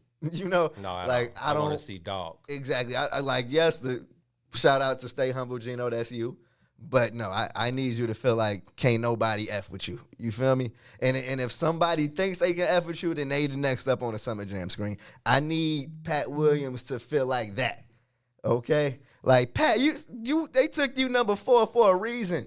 You know what I mean? Stop acting like you're a piece of this puzzle. Like you could actually you have an opportunity to be the be the puzzle, fam. If Kawhi is your main man, then what are you waiting on? Period. Like, so I totally, if it's something that I would like to see from the Bulls these last few games of the year, I need to see a more aggressive Pat Williams, but not just him, just the young players overall. Kobe has to continue to be aggressive. Me and you had the conversation about Daniel Tice. You know what I mean? And I like Daniel Tice. You know what I mean? He plays hard-nosed basketball. Those guys that you can respect. Do still exist. Exactly, that you can respect. Right. And that's going to be appreciated in Chicago. You know what I mean? I feel like more than any other place. But still, G, it's still a little bit too much huff on this roster. And we're not going to even talk about Denzel. I know he's been taking a beating over that shot in Miami last week. It's like, I understand it was trash, but that shows you where the Bulls are as a team. Because Denzel felt like he could pull that after coming back down by a dub, down 5 with about 50 left. Denzel felt like, I'm the man. I just hit 3 straight. I'm going for the gusto. That shows you where the team is as a whole. I came front, Gino. That kind of broke my heart. I was trash. I was trash. And I messed with Denzel, but it was trash. That's like the straw that broke the camel's back. I agree. It's like we've let a lot of stuff go, but that one, I can't even forgive that one, bro. Me either. But shows you where the Bulls are as a whole. But NBA MVP. Julius Randle. Wow. It was between him and Embiid in my mind. Wow. And I say Julius Randle. He's had the pedal to the floor since game 1. And the Knicks have been on his back the whole entire season. Yes, once they got Rose, it's been different. But that's the motor over there. And even though, I know what Jokic is doing. And, of course, I feel like that I love Joel Embiid. Like, the man is a monster. But I just feel like that as far as my MVP. And the Knicks are in 4th place right now. They're in 4th place. But see, Julius Randle is an interesting case in the NBA. I feel like a couple of teams tried to write him off. You know what I mean? The Lakers got him up out of there, and then the Pelicans got him up out of there and kept B.I. over him. And although B.I., is the man. Yeah, B.I. is the man. But Julius Randle I like that pick. Freaking I like animal. Julius Randle pick as MVP. They are 4th. Even though I think he will get some votes, but I don't think he's gonna win it. I'm definitely taking the Joker. 1 assist away from averaging a triple-double. Denver is like number 3 and number 4 in the West. So I'm looking for the Joker to take that. Coach of the year. You would go with the Joker over Joel Embiid? Oh yeah, I would go with the Joel Embiid missed too many games. The Joker ain't missed one. Availability is your best ability. But see, I'm putting that. Joel is 30-11. Let's not get it twisted. I don't want to give like extra points just because. Well, the Joker is he's played. The Joker is 26, 12, and 9. Yeah, but still, you know what I mean? Like Denver ain't. I mean, Denver. I still don't believe Denver is like a threat to do anything. Well, I feel like the Sixers can win it all. This is a regular season award. This ain't got nothing to do with no offs or no championships. This is who was the best player in the NBA this regular season. I ain't tripping on Joel. I'm taking the Joker though. Oof. And I feel like that's a decent debate that it's all big guys this year. You know? Ode to the big guys, man. Shout out to the big guys putting it getting back into these MVP conversations, man. We got about a couple minutes left. My boy. You got word of the day, and just tell us your quick prediction of what's going on in this NFL draft tomorrow, bro. I don't know. I know the Bears. See, Bears, Bulls. One and the same, Bears, Bulls. I know the Bulls got the 20th pick. They need to draft. Did you say Bulls again? Bulls, Bears. Sorry. Go ahead, no, it's all good. I know they got the 20th pick. The Bears should probably pick an offensive lineman to be safe. No, if the Bears pick an offensive lineman, bruh, just tack on like another 8 weeks to my silencing of talking about the Bears. Yeah. I feel like I'm like with the minister right now. Silence me for 30 days, bro. When it comes to the Bears. Because I honestly, if they don't come away with Justin Fields. Oh, no way. You saw what the San Francisco 49ers did. They moved up like 9 spots to number 2. So. Word is that Justin Fields is dropping though. I mean, did you see Stephen A. Smith go off a couple of days ago? No. Talking about they saying Justin Smith may be the last quarterback picked in the first round. And which is, that prompted everybody to say Ryan Pace better be ready to move up if he falls. Let me see. I definitely don't see Justin Fields. I see Justin Fields at 15 in New England. If he goes to 15 and the Bears don't move up from 20, tack on 8 weeks, okay? The Bears ain't moving up. Tack on 8 weeks our Bears silencing. Sorry, you can miss me with that. So, yeah, the Bears are probably picking offensive linemen at 20. And I'm going to just leave that there. The NFL draft is tomorrow, April 29th. We will see just how much Ryan Pace jags the Bears' future tomorrow. Grab your popcorn and roll up. Grab your drink. Get ready for it. It's probably going to be very heartbreaking. Gino, let's hit this word of the day real quick. Today's word of the day. I had 2 to choose from since we didn't have one Monday. So I had 2 to choose from. I am going to go with cryptonym. Cryptonym. From the planet of Krypton. From the planet of Krypton. Spelled with a C, though. Okay. Cryptonym. Cryptonym. Its origin is Latin again. I don't know anyone who speaks Latin. I'm pretty sure you guys don't either. Nah. It's late 19th century. Pig Latin count? No, go ahead. Right. It's a noun. Its origin is Latin in its late 19th century. A code name. Entrance names were replaced with cryptonyms to prevent any possible bias. The news referred to the member of the jury by a cryptonym to preserve. Wait a minute. Oh, I lost that one. So we'll just use the first one. Entrance names were replaced with cryptonyms to prevent any possible bias. Come on now, T. Okay. When we're on the soil, we go by cryptonyms. Don't call us by our government names. T-Tom. Ron Rilla. Gino. I can always count on you to use our word of the day. In I try, Gino. Man. I try to do it before the buzzer. That Morgan State education, man. Shout out to the HBCU. The real MSU. They did a number on me. Shout out to them. But yeah, man, on that note, sorry to my boy Stringer Adams in the comments, but we got to bring Is It Uchi Wally or Is It One Mic in the right way. So on Friday, we're going to have our first segment, and we're going to do this thing the right way. I know people are always looking for my parlay, my picks, so I'm going to get them in, man. I'm going to get them in. We're going to do this thing the right way, and it is what it is, man. So with that being said, it's another episode on the soil. It's Wednesday though, T. It's not Monday, bro. Another one. No, honestly, it's our Monday, but no, it's Wednesday for the rest of us. So yeah. Up next, we got the brothers now, the guys now, cousin 2, Herb Howard. I said what I said. Intellectual thuggery at its absolute finest. Monday, Wednesday, and Friday, 1 to 3 p.m. on right here on the network. So stay tuned. And lock in with the brothers, man. They always got interesting conversations, it's interesting takes. Yes, indeed. And the comment section be lit up, so I'm always in tune with the brothers. Yes, indeed. On my way to the crib and while I'm at the crib. So y'all stay locked in with the brothers. Ron Rilla behind the boards doing all the hard work, holding us down. And, man, we'll be back down on the soil Friday. Maybe the Bears may have Justin Fields. Probably not, but hopefully just a new quarterback we can be proud of. I had settled for that. Yeah, we'll give an NFL draft rundown and whatever else we got on Friday. Yeah, man, we're gonna try to get Flows over here.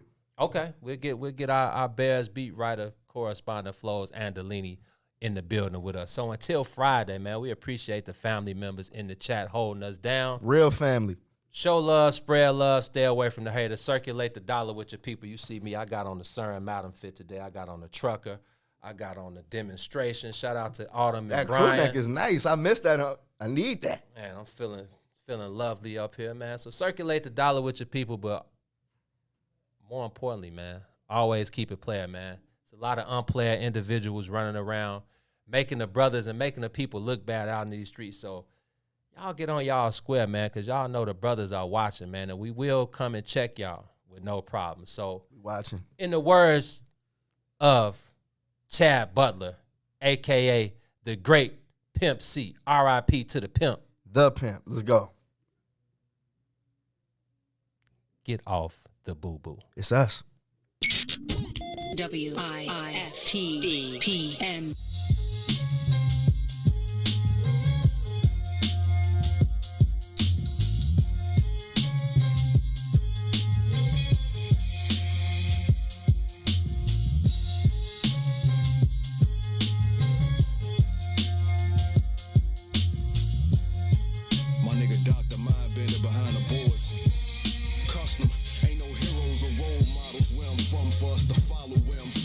Just some niggas throwing gang signs and hollows where I'm from. They pop pills, sip lean, and bless bottles where I'm from.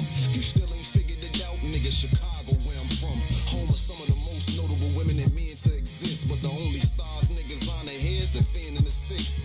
Most of us settle, however some intend to get rich. We lose homies and hit the internet to pretend that they miss. We spend link at the corner store, and motherfucker ain't gotta be enlisted in no army or Marine Corps to be going to war. It's gun smoke in the air, and it's blood stains on the floor. We all born poor, but yet and still we feel we born to soar. The beautiful struggle.